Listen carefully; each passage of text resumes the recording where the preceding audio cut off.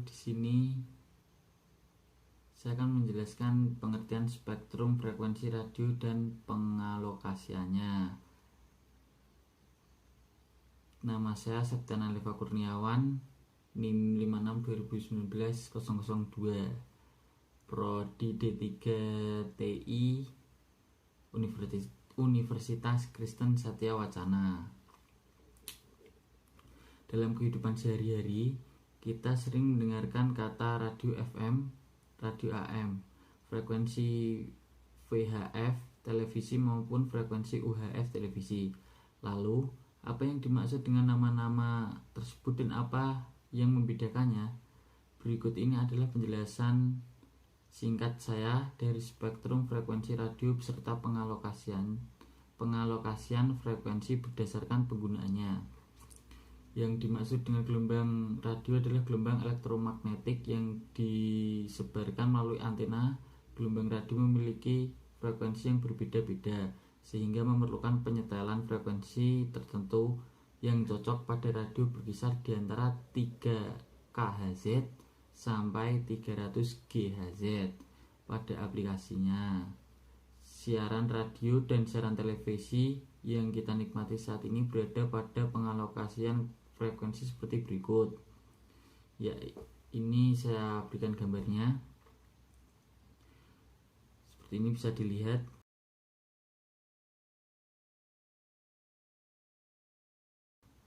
Spektrum frekuensi radio adalah susunan pita frekuensi radio yang mempunyai frekuensi lebih kecil dari 3000 GHz sebagai satuan getaran gelombang elektromagnetik yang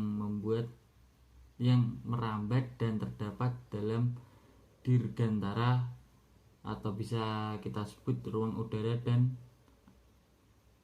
antariksa. Begitu.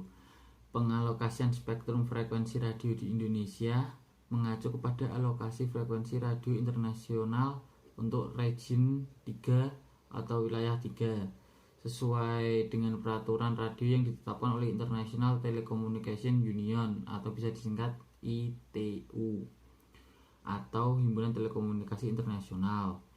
Penempatan jalur atau spektrum frekuensi radio yang menentukan kegunaannya ini bertujuan untuk menghindari terjadi gangguan atau bisa disebut interference dan untuk menetapkan protokol demi keserasian antara pemancar dan penerima, seperti itu.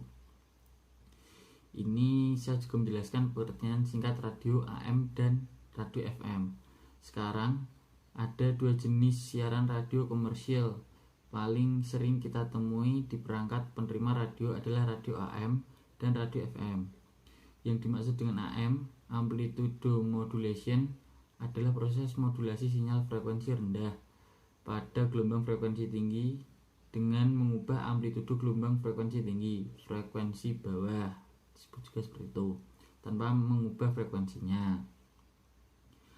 Dan yang dimaksud dengan FM, frequency modulation, adalah proses pengiriman sinyal frekuensi rendah dengan cara modulasi gelombang frekuensi tinggi yang berfungsi sebagai gelombang pembawa. Jadi, yang membedakan antara AM dan FM adalah proses yang digunakan dalam modulasi frekuensi tinggi sebagai frekuensi pembawaannya. Ini juga kita bisa lihat, saya akan tampilkan seperti itu gelombangnya. Sekian dari saya, sekiranya cukup saya ucapkan terima kasih. Selanjutnya saya akan menjelaskan tentang pengertian WPAN, Wireless Personal Area Network. Ya, kita mulai. Pengertian WPAN, Wireless Personal Area Network. Wireless Personal Area Network atau disingkat WPAN adalah jaringan wireless dengan jangkauan yang area yang kecil. Contohnya Bluetooth, infrared, dan Zigbee. Teknologi WPAN memperbolehkan pengguna untuk membangun suatu jaringan nirkabel atau bisa disebut ad hoc bagi piranti sederhana seperti PDA, telepon seluler, atau laptop. Ini bisa kita gunakan dalam proses operasi personal operating operating space atau POS. Sebuah POS adalah suatu ruang yang ada sekitar orang dan bisa mencapai jarak 10 meter begitu. 10 meter, jadi seperti itu ya. Saat ini dua teknologi kunci dari WPAN ini adalah Bluetooth dan cahaya inframerah. Bluetooth merupakan teknologi pengganti kabel yang menggunakan gelombang radio untuk mentransmisikan data sampai dengan jarak sekitar 30 feet atau 30 kaki. Data Bluetooth dapat ditransmisikan melewati tembok juga, saku ataupun tas. Teknologi Bluetooth ini digerakkan oleh suatu badan yang bernama Bluetooth Special Interest Group (SIG) yang mana mempublikasikan spesifikasi Bluetooth versi 1.0 pada tahun 1999. Cara alternatif lainnya untuk menghubungkan piranti dalam jarak sangat dekat 1 meter atau kurang, maka user bisa menggunakan cahaya inframerah.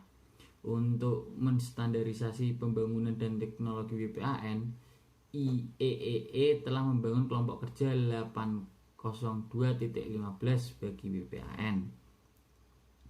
Kelompok kerja ini membuat standar WPAN yang berbasis pada spesifikasi Bluetooth 1.0. Tujuan utama dari standarisasi ini adalah untuk mengurangi kompleksitas konsumsi daya yang rendah, interoperabilitas, dan bisa hidup berdampingan dengan jaringan 802.11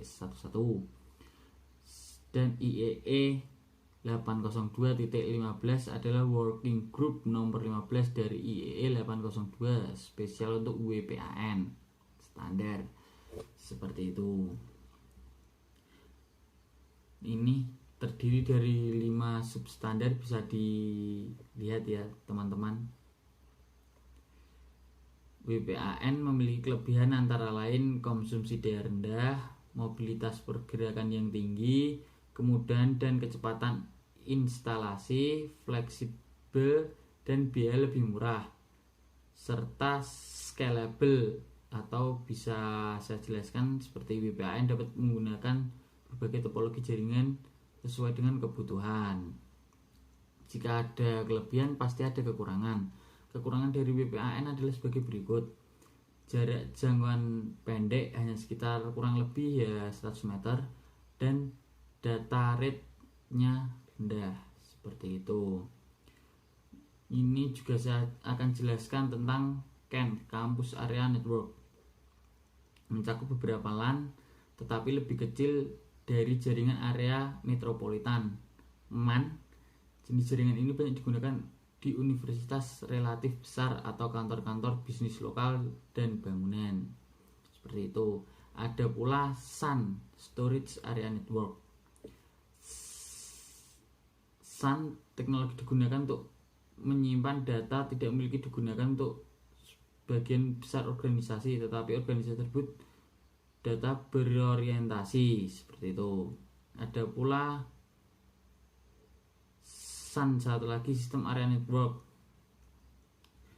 Sistem area juga dikenal sebagai jaringan cluster area dan menghubungkan komputer kinerja tinggi dengan koneksi kecepatan tinggi di cluster konfigurasi, seperti itu. Dan di sini saya akan membahas juga ZigBee yang sudah saya jelaskan di atas. ZigBee berupa dalam WPAN bersama Bluetooth dan Ultra Wideband UWB. ZigBee termasuk dalam standar keluarga 802.15 bersama Bluetooth yang tadi saya sebutkan, seperti itu. Dibandingkan dengan Bluetooth dan UWB, ZigBee hanya memiliki kecepatan komunikasi maksimal 250 kbps saja. Ya, terasa sangat pelan di waktu sekarang ini. Jarak maksimal komunikasi pun pendek, yaitu 10-70 meter saja, kecuali diberi penguat daya, seperti itu.